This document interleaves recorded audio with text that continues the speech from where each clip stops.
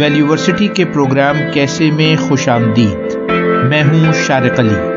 آج ہم جس موضوع پر اظہار خیال کریں گے وہ یہ ہے کہ مذہبی بحث و مباحثہ سے کیسے بچا جائے۔ مردان میں ہونے والے حالیہ المیے کے تناظر میں یہ انتہائی اہم موضوع ہے۔ ہر چیز کا ایک وقت ہوتا ہے، ایک جائے مقام ہوتی ہے۔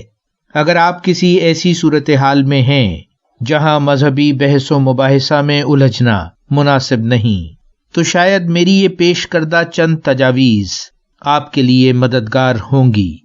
آپ کو ہمارے معاشرے میں بہت سے ایسے لوگ مل جائیں گے جو متنازعہ موضوعات پر آپ کے جذبات کو بھڑکانے کی کوشش کریں گے اور آپ کا وقت بھی ضائع کریں گے، اور اگر آپ ان کے جال میں پھنس جائیں تو نہ صرف وقت ضائع ہوگا بلکہ بات تشدد تک بھی پہنچ سکتی ہے۔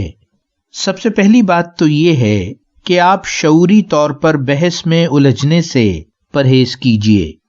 دوسرے کا نقطۂ نظر چاہے وہ کتنا ہی متنازعہ کیوں نہ ہو، سن کر خاموشی اور مسکراہٹ سے کام لیجیے، یا آپ یہ کہہ سکتے ہیں آپ کا نقطۂ نظر بہت دلچسپ ہے لیکن میں اس موضوع پر گفتگو کرنا پسند نہیں کرتا۔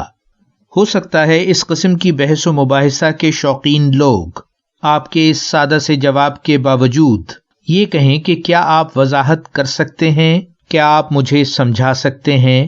تو آپ کہیے کہ میں کوئی عالم نہیں اور نہ ہی اس موضوع پر مکمل گرفت رکھتا ہوں۔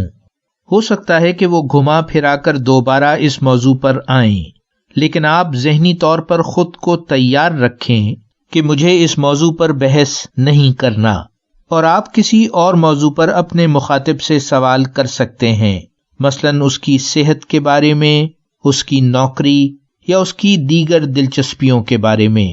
یعنی آپ گفتگو کے ماحول کو خوشگوار رکھتے ہوئے مذہب کے موضوع پر گفتگو کرنے سے پرہیز کیجیے۔